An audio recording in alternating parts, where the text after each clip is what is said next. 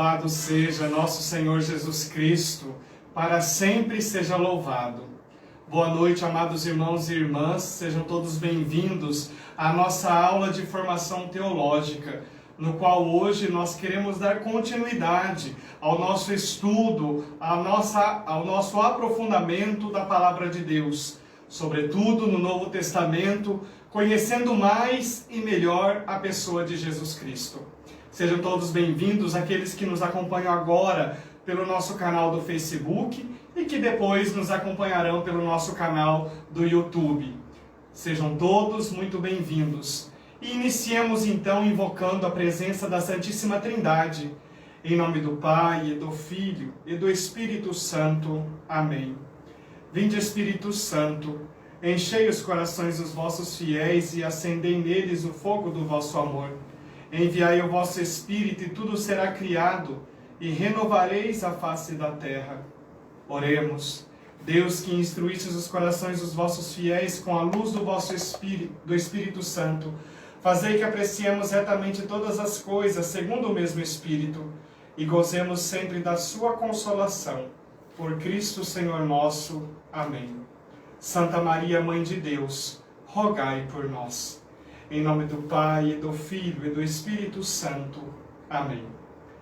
Amados irmãos e irmãs, amigos e amigas na fé, iniciamos no domingo anterior, no dia de ontem, o primeiro domingo do Advento, e com a igreja nós estamos expectantes, nós estamos esperando nosso Senhor Jesus Cristo, que uma vez mais nascerá em nossos corações, renovando as nossas alegrias, renovando as nossas esperanças, sobretudo neste ano de 2020, um ano que fomos desafiados a enfrentarmos tantas dificuldades, do ponto de vista econômico, do ponto de vista político e, sobretudo, do ponto de vista da saúde, da humanidade nossa, fragilizada pela coronavírus, e nós queremos conquistar com o Senhor esta alegria messiânica que nos é dada.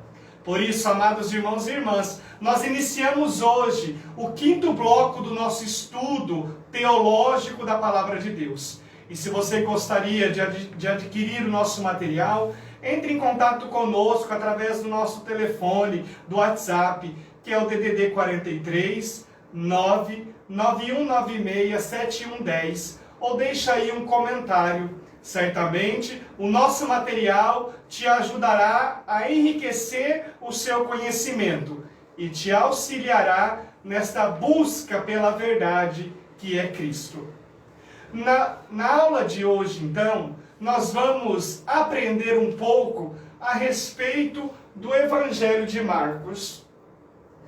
No bloco 4, nós fizemos uma grande introdução do que seria, o Novo Testamento, sobretudo os Evangelhos sinóticos. E nós sabemos que o Evangelho sinótico são aqueles 3 evangelistas, Marcos, Mateus e Lucas, que escreveram em diferentes épocas, em diferentes realidades, mas que de algum modo possui particularidades, possui certas semelhanças entre si, embora não deixam de ter a sua autenticidade, a sua genuína escrita, a sua particularidade. Pois bem, na aula de hoje, aliás, no bloco 5, nós vamos estudar um pouco mais aprofundadamente a respeito da pessoa e do Evangelho de Marcos.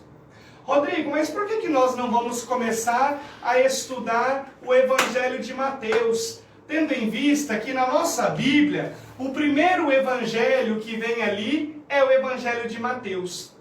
Acontece que nós já sabemos, nós vimos isso nos blocos passados, a ordem canônica dos textos sagrados que estão na Bíblia não obedecem necessariamente uma ordem cronológica com a qual eles foram escritos, mas sim eles seguem uma ordem teológica.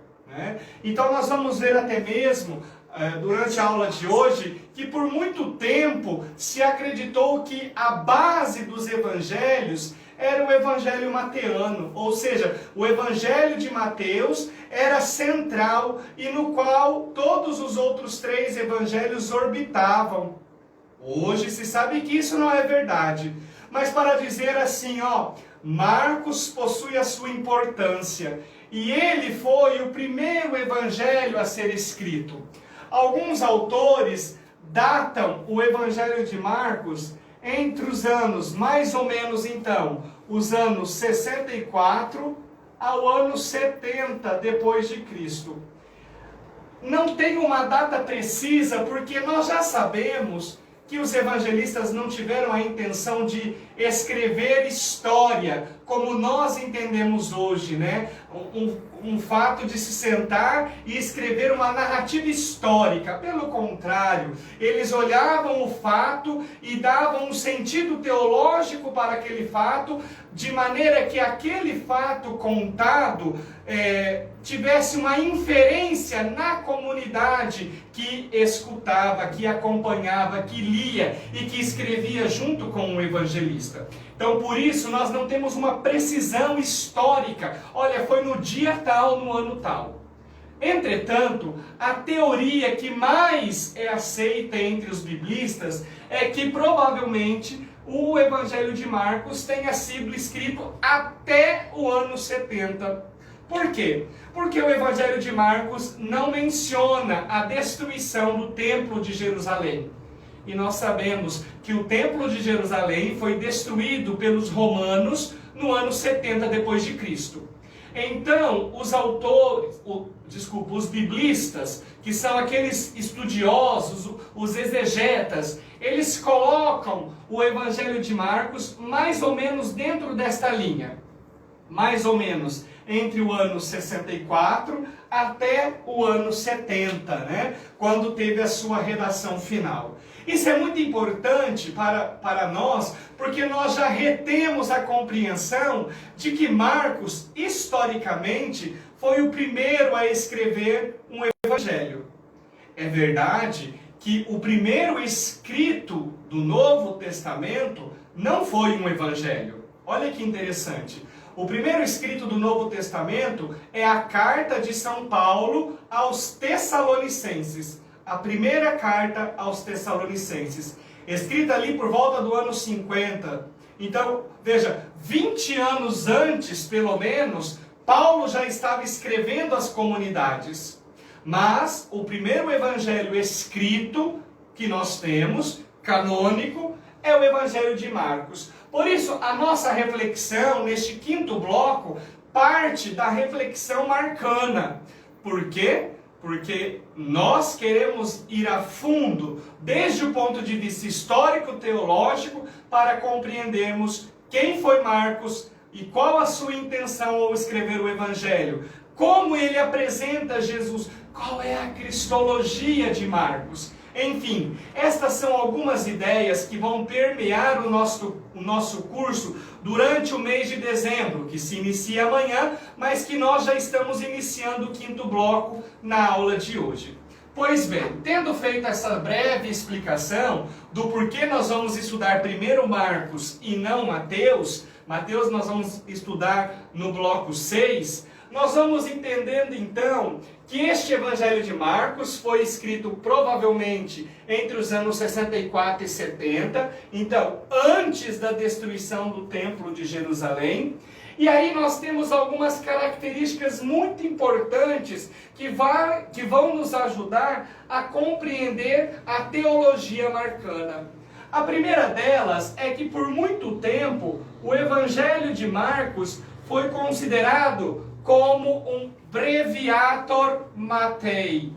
Esta é uma expressão que Santo Agostinho, que está lá no século IV, século V, ali por volta do ano 350, 370 depois de Cristo, certamente. Então Santo Agostinho vai dizer que o Evangelho de Marcos é uma abreviação de Mateus. E esta compreensão agostiniana permeou por muito tempo a história da igreja no que tange, no que diz respeito à compreensão da formulação do Evangelho de Mateus. Se entendia então que Marcos era uma abreviação do Evangelho de Mateus. Depois, outro fato importante é que o Evangelho de Mateus, por muito tempo, foi considerado um evangelho secundário. E até mesmo era um evangelho que muitas vezes não era lido na liturgia da igreja, né? Se tinha uma opção pelas leituras de Mateus, nas solenidades pelas leituras do Evangelho de João e em uma ou outra ocasião o Evangelho de Lucas. Mas praticamente o Evangelho de Marcos quase nunca era lido. Por quê? Porque ele era considerado um evangelho secundário, como se fosse um evangelho que fosse colocado de lado. Que pena, né? Mas essa visão vai mudando ao longo do desenvolvimento teológico. E aqui é muito importante.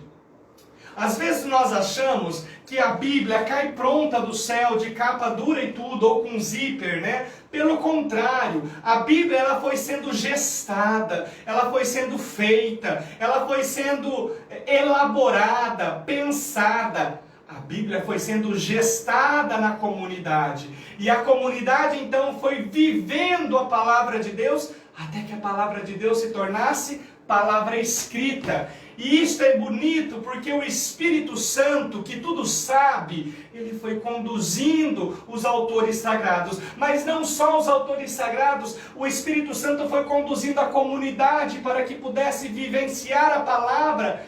E mais, para que a comunidade pudesse amadurecer a palavra. Minha gente, a comunidade não era perfeita, assim como eu e você não somos perfeitos. A comunidade precisou aprender na escola de Jesus a se tornar discípulo missionário de Jesus Cristo. E isso é muito importante porque nos mostra que por um momento a igreja imaginou que este texto de Marcos era um texto secundário, era uma abreviação de Mateus, mas o Espírito Santo que vai conduzindo a igreja, que vai iluminando, santificando, conduzindo-nos na fé em Jesus Cristo, foi dando paulatinamente, século após século, de forma lenta, a compreensão de que, na verdade, o Evangelho de Marcos não era um evangelho secundário, mas que ele tinha sua importância, e nós vamos ver isso mais adiante.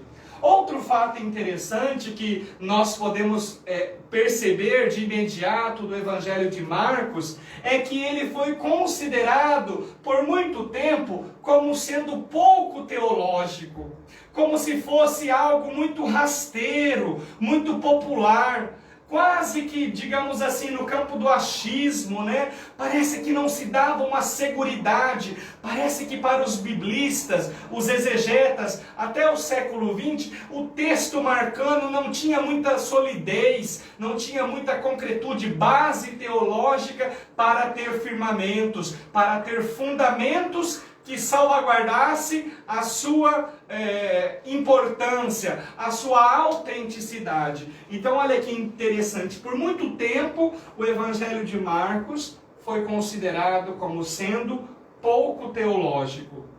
E depois, outro fato interessante que coloca em xeque o Evangelho marcano é que ele também possui um grego muito elementar.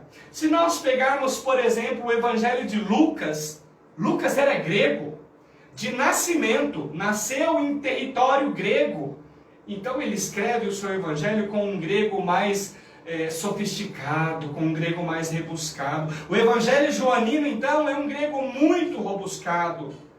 Paulo escreve um grego muito bem escrito. Agora o Evangelho de Marcos parece que era um grego muito básico, um grego pobrezinho, um grego muito carente. E por isso, tá vendo? Essas coisas, esses detalhezinhos vão dando ao Evangelho de Marcos a ideia de que ele não era muito importante, de que ele era um texto secundário. Sobretudo por quê? Porque o texto era um texto grego muito elementar. Então se pensava assim, meu Deus, quem escreveu o Evangelho de Marcos entendia muito pouco de grego. E se entendia muito pouco de grego, então talvez possa ter escrito alguma coisa de forma equivocada. Veja o que se pensava a respeito do Evangelho de Marcos. Aí depois, outro fato que nós temos que entender é que os relatos que nós temos escritos no Evangelho de Marcos, eles são muito sintéticos, são muito resumidos. Marcos não é de ficar falando. Às vezes nós encontramos pessoas por aí, né, que a gente pergunta para ela: bom dia, tudo bem? Como vai a vida? E elas acabam contando a vida toda delas, né? E existem pessoas que nós encontramos e perguntamos a ela como está o dia, se ela está bem, e ela diz: sim, tudo bem. Então veja, Marcos é uma pessoa muito introspecta, Marcos é uma pessoa muito concisa, sintético, e aquilo que ele vai escrevendo, ele não se preocupa de escrever detalhes, de escrever pormenores, mas Marcos é alguém que faz os seus relatos muito sintéticos, muito resumidos, sem aprofundar teologicamente os temas apresentados. Marcos simplesmente apresenta o texto, por exemplo, do batismo de Jesus. Vamos tomar lá a nossa Bíblia a título de exemplo, para nós percebermos uma certa pobreza, se nós podemos dizer, né? Uma certa pobreza de elementos, né? De dados, de sentidos para aquilo que ele está escrevendo. Então vamos abrir lá no Evangelho de Marcos, capítulo 1, versículo 9. Marcos 1, 9. Aconteceu naqueles dias que Jesus veio de Nazaré da Galiléia e foi batizado por João no Rio Jordão.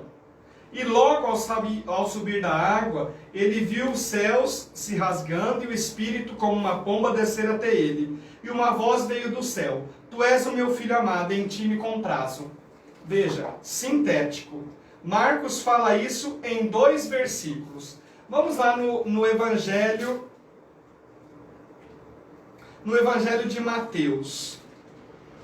O Evangelho de Mateus, capítulo 3, versículo 13. Mateus 3, 13.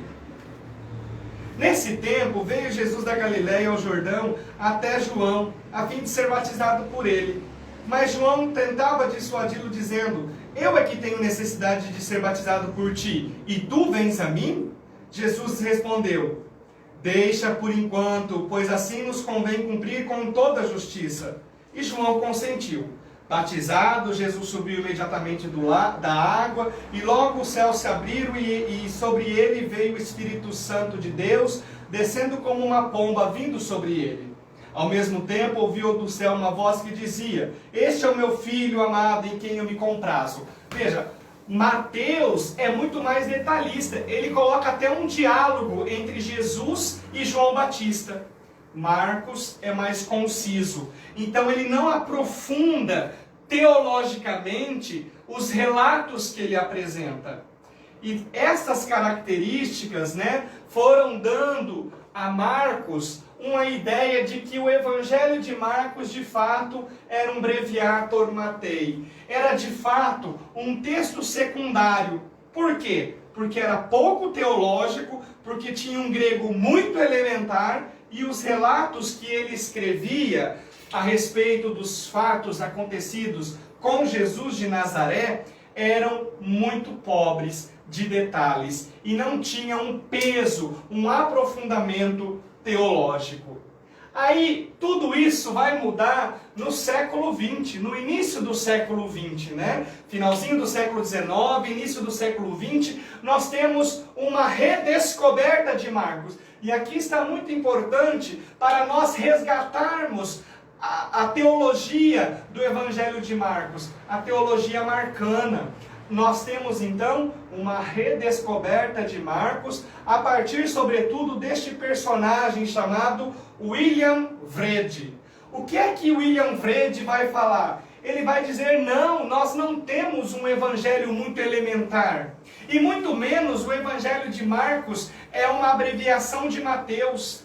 E muito menos nós temos um grego pobre, um grego elementar no Evangelho de Marcos. William Wrede, que é um grande teólogo, um grande biblista, vai dizer assim, nós temos em Marcos um texto amplamente teológico. Não é verdade o que se foi dito até aqui, mas veja, 1900 anos praticamente se passaram para que o Espírito Santo inspirasse uma pessoa, alguém, para que pudesse compreender mais aprofundadamente o texto sagrado do Evangelho de Marcos. E às vezes, eu e você queremos que Deus nos fale no imediatismo. Que Deus nos fale no hoje, no agora. Que Deus se faça cumprir aquilo que nós desejamos. E aí nós domesticamos Deus. E aí nós fazemos Deus a nossa criatura que está ao nosso dispor.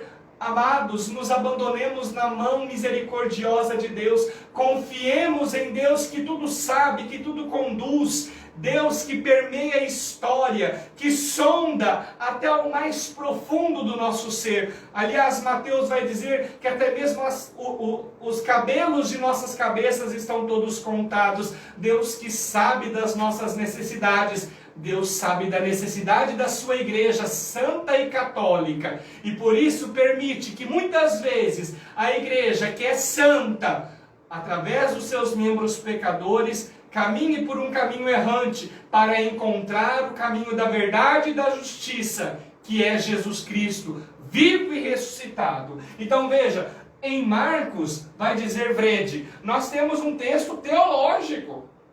E aqui está o grande segredo, a redescoberta do texto de Marcos. E ele vai dizer ainda que o Evangelho de Marcos é um evangelho paradoxal. O que é um evangelho paradoxal? Paradoxal é assim, ó.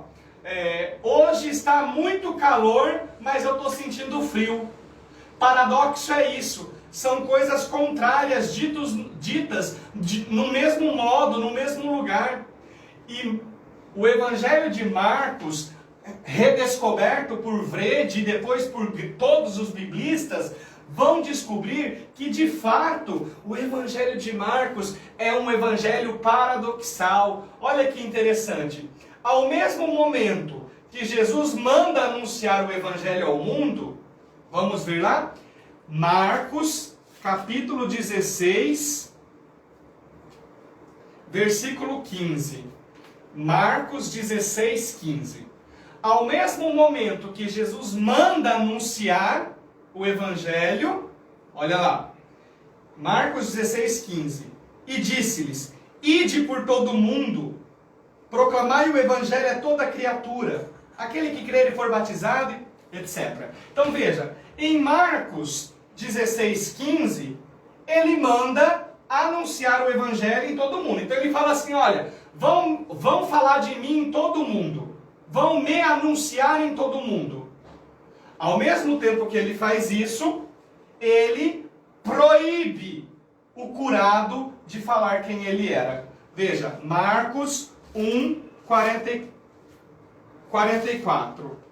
Marcos 1, 44.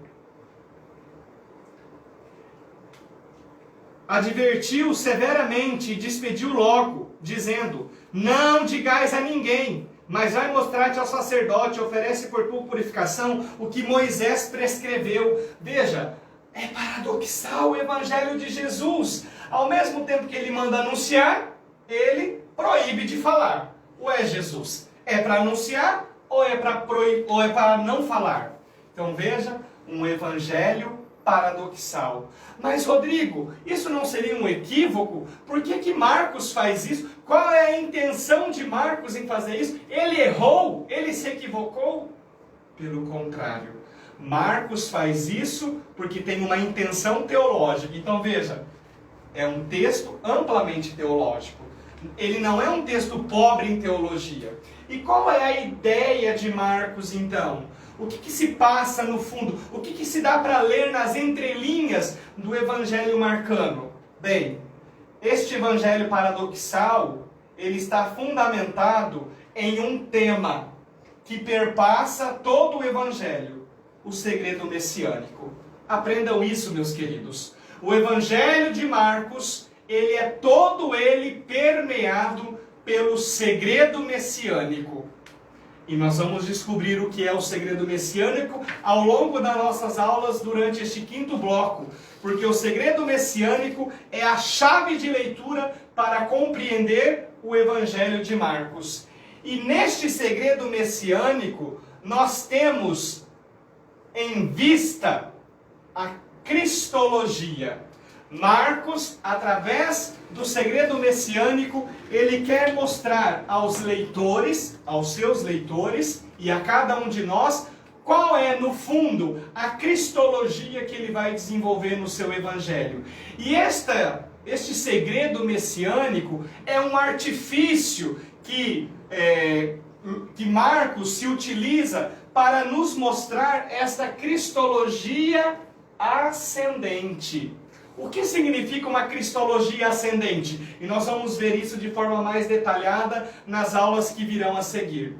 Uma cristologia ascendente que parte da sua humanidade até chegar à sua divindade. Então, primeiro, as pessoas que têm contato com Jesus, que se relacionam com Jesus, que conhecem Jesus, que são curadas por Ele, primeiro fazem uma experiência da humanidade de Jesus, para depois fazer uma experiência da sua divindade. Então é uma cristologia ascendente, parte de baixo para cima. Já a teologia de João, adiantando alguns blocos, é uma teologia descendente, porque parte de uma teologia de um Cristo que está nas alturas e que desce, que se encarna. Duas visões diferentes de um único personagem, Jesus Cristo. Então veja, este segredo messiânico, ele é então um artifício, uma técnica, um jeito que Marcos se serve para falar de Jesus Cristo, deste Cristo que parte de uma teologia ascendente para uma teologia que é a divindade do Cristo. E aí nós poderíamos nos perguntar, poxa vida, então, afinal, quem é esse Marcos? Bem, nós sabemos que Marcos não foi um apóstolo de Jesus. Nós vimos isso na aula passada, né? Ele não foi um apóstolo de Cristo, ele não conheceu Jesus, até porque ele era grego. Jesus estava inserido num contexto judaico, então ele era um pagão, não é? Ele era um pagão porque não era do povo de Israel, não era um judeu nato. Então quem é Marcos? Antes de nós compreendermos quem é Marcos, nós precisamos entender que nenhum dos evangelhos trazem um título. Então se você pegar aí o seu evangelho, né, de Marcos, na sua Bíblia vai estar escrito assim, pelo menos na minha está: Evangelho segundo Marcos. No entanto, se nós tivéssemos acesso aos originais gregos, eles simplesmente começavam assim, ó. Princípio do Evangelho de Jesus Cristo, Filho de Deus, conforme está escrito no profeta Isaías. Claro, em grego, né? Não em português. Mas o que eu quero dizer é que os evangelhos, eles não tinham um título. Aliás, a palavra evangelho, que nós já sabemos que significa boa nova, né? Boa notícia. Então, esta palavra aqui, evangelho, inicialmente não era usado em relação a um escrito.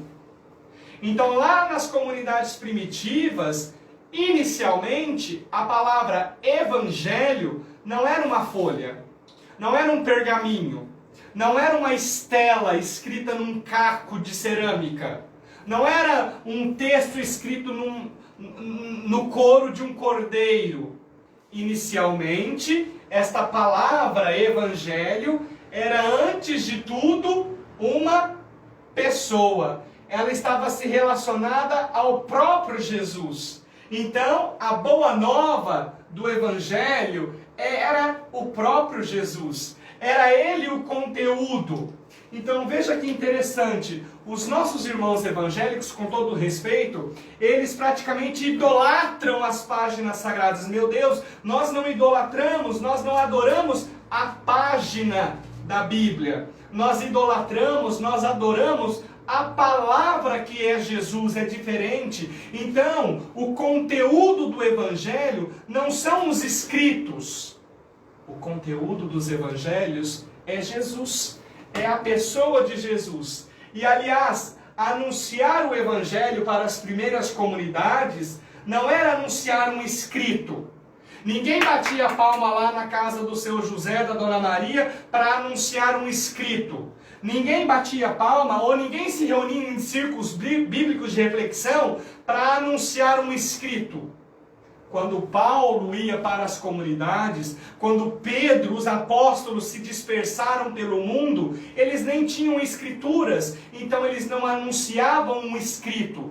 Então a nossa fé, e aqui entra o grande Bento XVI, ele vai dizer assim, ó, a nossa fé nasce do encontro com uma pessoa, morto e ressuscitado. A nossa fé não é uma ideia filosófica, a nossa fé não é uma teoria, a nossa fé não é a adoração, a idolatria a uma pessoa qualquer, mas a nossa fé cristã, ela nasce do encontro entre eu e o Cristo morto e ressuscitado. Então parte do encontro com uma pessoa. E na origem dos escritos do Novo Testamento, sobretudo aqui dos Evangelhos, eles não traziam um título. Então nós não temos um título inicial para o Evangelho de Marcos. Simplesmente começa princípio do Evangelho de Jesus Cristo e etc, etc.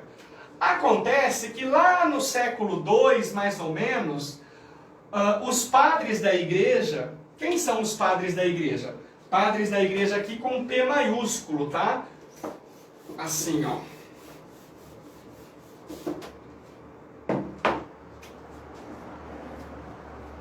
Padres da igreja. Quando eu estou falando padre da igreja, eu não estou falando do seu pároco, ou o pároco lá da sua comunidade. Aquele pároco lá, diante desses padres aqui, ele se escreveria com um Pzinho pequenininho.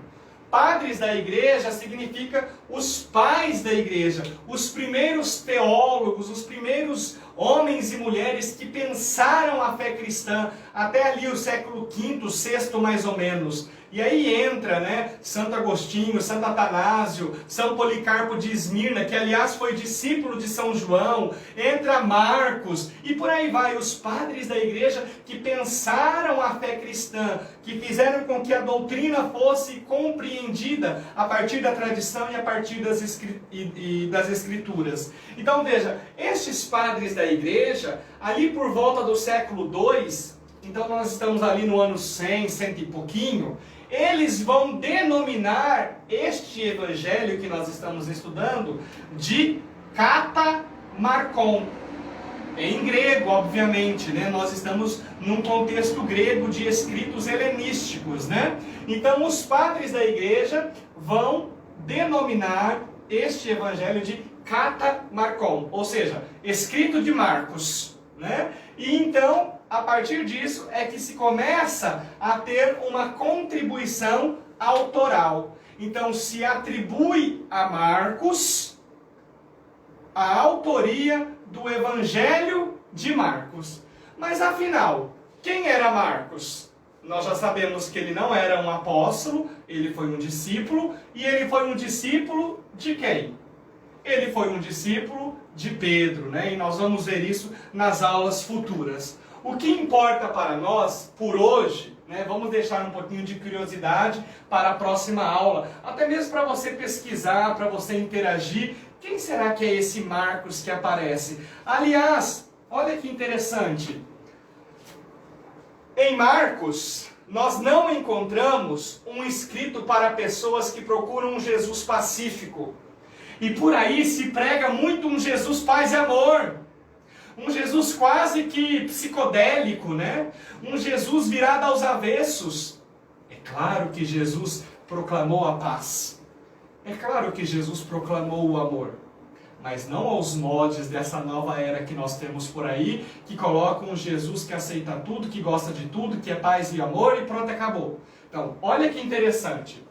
Em Marcos, nós não encontramos um escrito para pessoas que procuram um Jesus pacífico. Nós não temos em Marcos um Jesus pacifista. Nós não temos lá em Marcos um Jesus para pessoas que procuram uma mensagem límpida, clara, né? Porque muitas vezes, e hoje talvez por causa do método escolar que nós temos por aí, que todos nós passamos, nós temos o costume de recebermos tudo mastigado, né? Tudo bem elaborado. Então lá na escola, a professora tem quase que desenhar o exercício. Aliás, estamos passando pelo Covid, né? Todo mundo sabe que tem que usar máscara, que tem que manter o distanciamento social, que tem que usar álcool em gel quando vai nos estabelecimentos comerciais. Quando você vai, por exemplo, ao mercado, tem uma faixa no chão que você tem que respeitar o distanciamento. Mas é interessante que nem desenhando as pessoas entendem, né?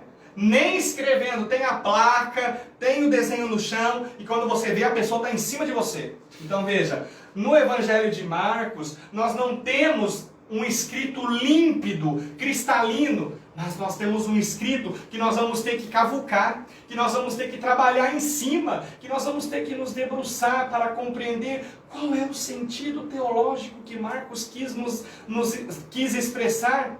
Então, nós não temos uma mensagem límpida, que se importe apenas com os aspectos positivos. Marcos não está preocupado assim. O que será que vão achar do meu evangelho? Às vezes nós encontramos por aí certos tipos de pregadores que quando vão formar, pensar, que vão escrever a sua pregação, não estão preocupados com Jesus Cristo. Estão preocupados consigo mesmo, com a sua reputação ou com a reputação da sua igreja. Quantas vezes nós encontramos pastores, padres, bispos, homens e mulheres, leigos e leigas, que vão fundamentar a sua pregação, não na palavra, mas naquilo que o povo quer ouvir. Eu vou falar disso porque disso o povo chora, porque disso o povo arrepia, porque disso o povo vai sair dali tocado.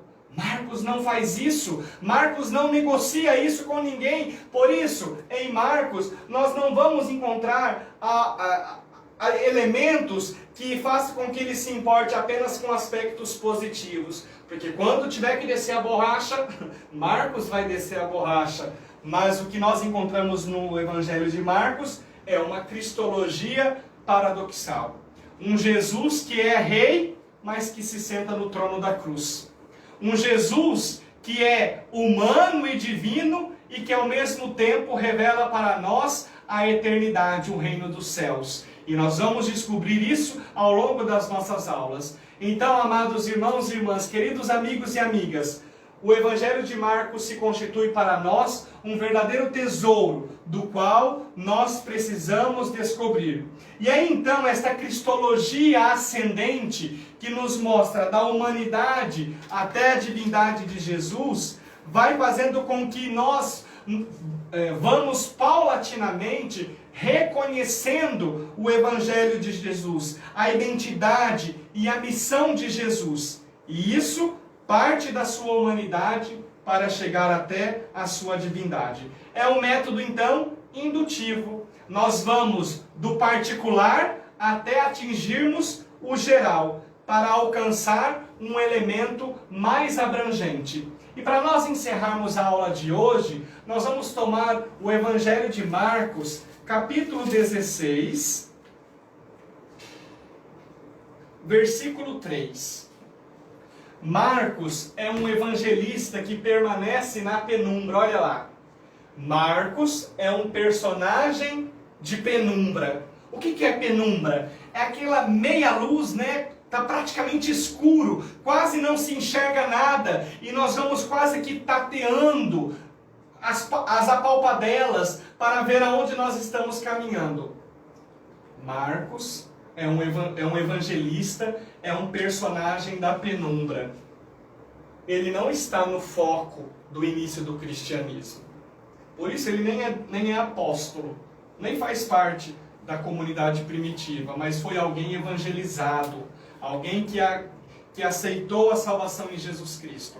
Mas é interessante que Marcos, segundo alguns biblistas, ele se insere, né, talvez ali de forma um pouco velada, no Evangelho de Marcos que ele escreveu. Então veja, Marcos,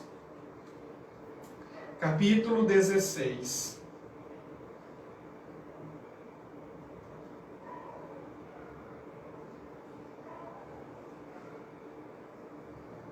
Marcos 16, versículo 3. E diziam entre si: Quem rolará a pedra da entrada do túmulo para nós? E erguendo os olhos, viram que a pedra já fora removida. Ora, a pedra era muito grande. Tendo entrado no túmulo, eles viram um jovem sentado à direita, vestido com uma túnica branca, e ficaram cheios de espanto. Ele, porém, lhes disse: Não vos espantais, procurais Jesus de Nazaré, o crucificado? Ressuscitou, não está aqui. Olha que interessante. Segundo alguns biblistas, talvez, possivelmente, possa ser que este jovem vestido de branco seja Marcos se colocando dentro do texto sagrado, dentro da narrativa da ressurreição. O que importa para nós na aula de hoje é que Marcos é o homem na fé, evangelizado por Pedro, também por Paulo, pelas primeiras comunidades, que nos ofereceu um evangelho riquíssimo e que no centro deste evangelho está o segredo messiânico. E é muito importante que nós retenhamos esta informação, que nós tenhamos isso fixo, porque para nós entendermos o evangelho de Marcos, é importante que nós não nos esqueçamos desta palavra. O segredo messiânico.